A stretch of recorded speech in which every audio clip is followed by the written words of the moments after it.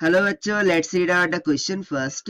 The phase difference between incident wave and the reflected wave is 180 degree when light ray.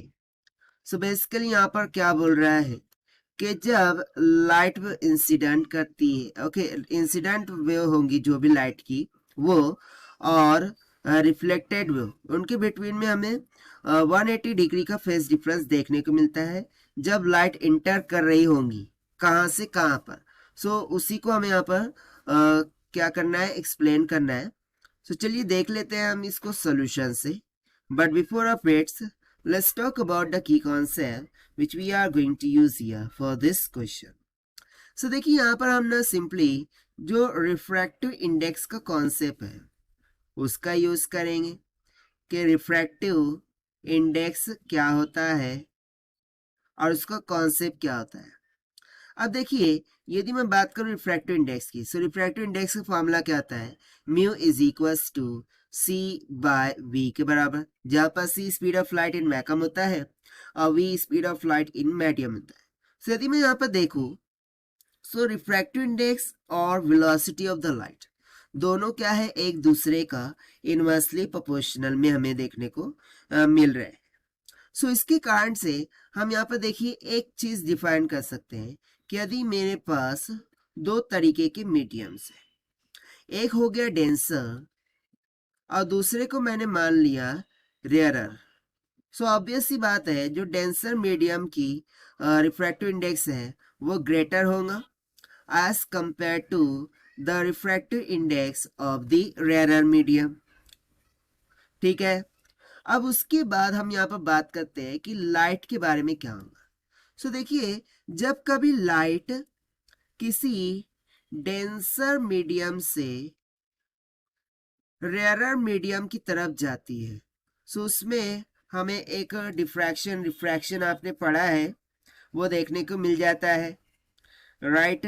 But according to question हमसे क्या पूछ रहा है कि जब इंसिडेंट वेव जा रही है अब वो क्या हो रही है, रिफ्लेक्ट हो रही है। सो रिफ्लेक्शन कब हमें देखने को मिलता है, जब कभी light rarer medium to denser medium में ट्रैवल कर रही होंगी, सो तब हमें रिफ्लेक्शन ऑफ लाइट देखने को मिल जाता है इस तरीके से, राइट। यानी कि ये लाइट जो है तो वो इंसिडेंट हो रही है और ये लाइट जो हो रही है तो वो क्या कर रही है, रिफ्लेक्ट कर रही है। या अकॉर्डिंग टू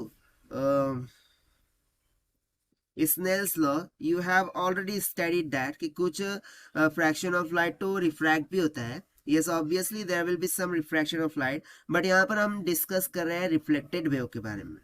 ठीक है, सो बेसिकली यदि मैं यहाँ पर कंसिडर कर लूँ कि लेट सपोज इस तरीके से कोई एक दीवार है, वॉल है, ठीक है। अब यहाँ से लाइट वेव क्या कर रही है, इंसिडेंट कर गई और इंसिडेंट करने के बाद वो क्या गई, रिफ्लेक्ट हो गई लाइक दिस।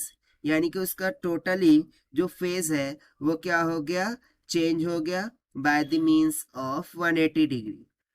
सो ऐसा कब पॉसिबल होगा, सो यहाँ पर हमने डिस्कस किया ना, ऐसा तभी पॉसिबल है जब लाइट ट्रैवल कर रही होंगी from the rarer medium to denser medium. तो यहाँ पर ये तभी पॉसिबल है जब light rarer medium to denser medium से क्या हो रही होगी, रिफ्लेक्ट हो रही होगी।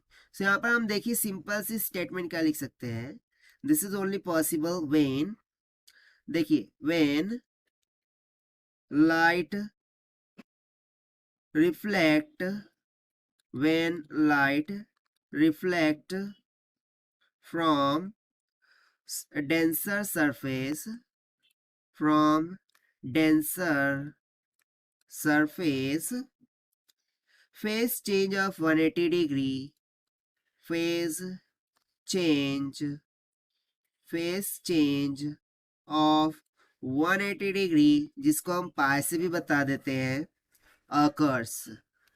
ठीक है, और यही हो जाएगा इसका आंसर जो कि हमसे पूछ रखा था। And this we have found by using the concept of refractive index से। Now according to this if we check the options, so देखिए फर्स्ट ऑप्शन में बोल रहा है ग्लास और ये क्या बोल रहा है, एयर। सो ग्लास क्या हो गया, डेंसर मीडियम, एयर क्या हो गया, रेयर मीडियम।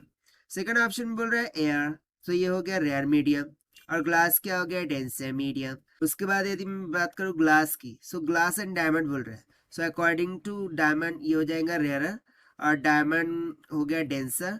फिर वाटर और ग्लास में देखें, सो यहाँ पर ग्लास डेंसर हो जाएगा, और जो वाटर है ना वो रेयर मीडियम हो गया। सो देखिए कंडीशन क्या है, कंडीशन को ध्यान में रखिए कि लाइट जब रेयर टू डेंसर जाएंगी और रिफ्लेक्ट कर रही होंगी, सो तभी हमें फेज चेंज देखने को मिलेगा 180 डिग्री का। That means enters into glass from air, that is why option A will become correct. Okay, so this is the required solution. I hope you understood well. Best of luck. Thank you.